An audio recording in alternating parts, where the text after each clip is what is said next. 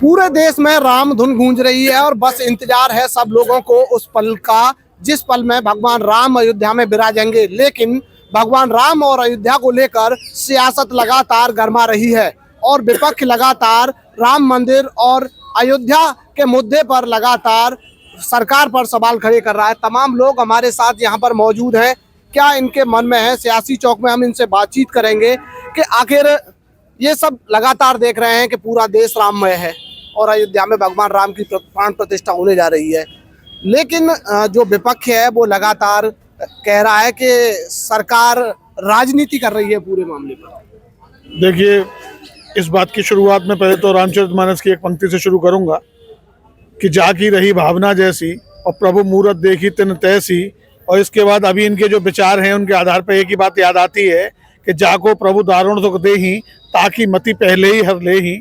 और विपक्ष के समय मति हरी हुई है और बुलावे के बावजूद यदि वो अस्वीकार कर रहे हैं या वो आए बाएं टाल मटोल वाला जो प्रयास कर रहे हैं, ये इससे उनकी राम के प्रति, हिंदुओं के प्रति, हिंदुत्व के प्रति उनकी मंशा साफ परिलक्षित होती है, जो कि समय पर मतलब पहले भी समय में होती रही है। क्या कांग्रेस सनातन विरोधी है 2024 में? क्या ये राम और अयोध्या का जो मुद्दा है वो कुछ हावी रहने वाला है? क्या विशेष रहने वाला है? कांग्रेस सनातन विरोधी है, ये तो नेहरू के टाइम से चला आ रहा है। ये गांधी की कांग्रेस नहीं है, ये नेहरू की कांग्रेस है और ये नेहरू के समय से ही चला आ रहा है। सोमनाथ मंदिर विवाद रहा हो, चाहे रामलला की मूर्ति प्रकट होने के बाद इन्होंने वहाँ के तत्कालीन उत्तर प्रदेश के तत्कालीन मुख्यमंत्री को और वहाँ के जिलाधिकारी को जिस तरीके से प्रभाव में लेके रामलला की मूर्तियों को वहाँ से हटाने का प्रयास किया था, तो वो तो निश्चित तौर पे पहले दिन से नजर आता है कांग्रेस हिंदू विरोधी है और हिंदुत्व विरोधी है। कांग्रेस कह रही है कि कहीं भाजपा ने राम का कोई ठेका नहीं ले लिया है। हमारे जब कार्यकर्ता और नेता वहां जाते हैं तो उनके साथ मारपीट की जाती है और झंडे फाड़ दिए जाते हैं। तो क्या सोचते हैं इस सब को लेकर? कांग्रेस हिंदू पार्टी है ही कब? कांग्रेस हिंदुओं की पार्टी कब थी? कांग्रेस केवल मुसलमानों की पार्टी है। और कांग्रेस के समय में जब आज़ादी से अगर पहले का इतिहास उठाया जाए तो जब जो कांग्रेस की सरकार रही है तो हिंदुओं के मंदिरों पर इसी तरीके से ध्वस्तीकरण हुआ है।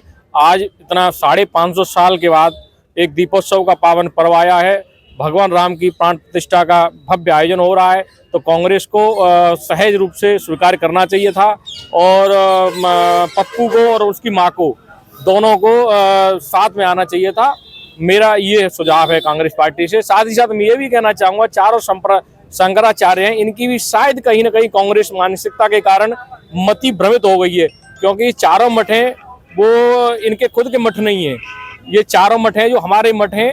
तो चारों शंकराचार्यों को भी सहज तरीका से उनको वहाँ जाना चाहिए। ये मैं ब्राह्मण होने के नाते उनको एक सही सुझाव दे रहा हूँ। कहीं ना कहीं शंकराचार्यों ने कांग्रेस का कहीं ना कहीं एक प्रयोग किया होगा, प्रलोभन रहा होगा। इसी तरीके से शंकराचार्य भी राम मंदिर में जाने के लिए नौटंकी कर रहे हैं, उनको भी मेरा एक सुझाव है।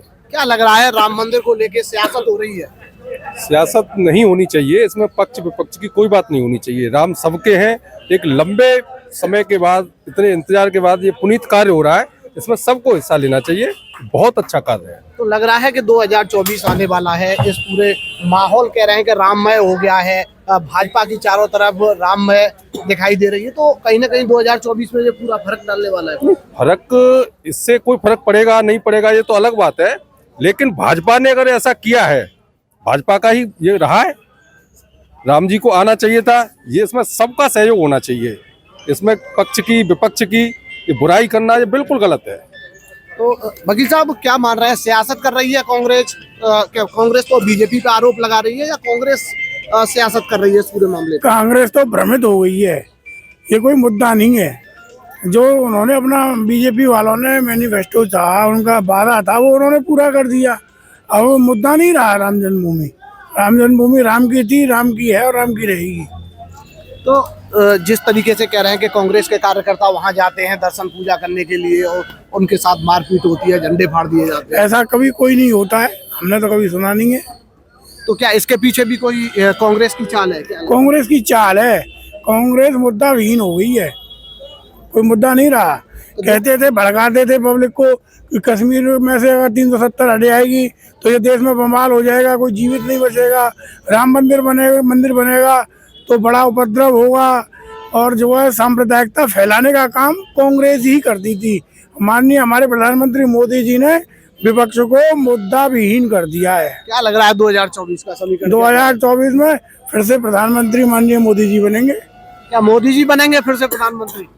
निश्चित तौर पे अभी तो विपक्ष की ये जो इनका डॉट डॉट गठबंधन है, जिसको ये इंडिया अलायंस कहते हैं, अभी तो उसमें जिस तरीके की टांग खिंचाई हो रही है और जिस तरीके का अपना अपना क्षेत्र में अपना अपना वो प्रभाव दिखाने की और प्रभुत्व दिखाने की जो चेष्टाएं चल रही हैं और जिस तरह के बयान आ रहे हैं सभी दलों के, तो मुझे तो नहीं लगता कि कोई भी आदमी अभी भाजपा को कोई प्रचंड छोड़िए सामान्य टक्कर देने की स्थिति में भी मुझे तो कोई नजर नहीं आता। तो कांग्रेस के साथ साथ सपा भी इस तरीके की गतिविधि है।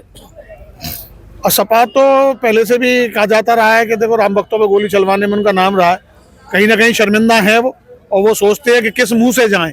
जाना चाहते होंगे यकीनन, लेकिन अब ये सोचते होंगे किस मुंह से जाएं, और दुविधा में हैं तो नहीं जा पा रहे, स्वागत भी कर रहे हैं और जा भी नहीं रहे। क्या सपा को भी जाना चाहिए? निश्चित रूप से बिना निमंत्रण के भी अखिलेश यादव को पुराने पाप धोने के लिए बिना कहे, बिना सुने, बिना निमंत्रण के पहुंच जाना चाहिए। इससे श्रद्धेय मुलायम सिंह यादव की आत्मा को श्रद्धांजलि पहुंचेगी। वकील साहब, क्या जो कार सेवक थे, जो बलिदान हुआ था राम मंदिर, तो क्या उनको सच्ची श्रद्धांजलि है राम मंदिर का? ये एक पक्की श्रद्धांजलि है। जिन अनगिनत शहीदों ने अपनी शहादत दी राम जन्मभूमि के लिए, उनके लिए सच्ची श्रद्धांजलि है ये। तो ये सियासी चौक मथुरा से तो तमाम लोगों से हमने उनकी राय जानी। उनका कहना है कि पूरा देश राममय हो चुका है, विपक्ष लगातार पूरे मुद्दे को लेकर राजनीति कर रहा है और इसका जवाब तो उन्हें आने वाले 2024 के चुनाव में भुगतना पड़ेगा। धाराजी सारस्वत, न्यूज स्टेट, मथुरा।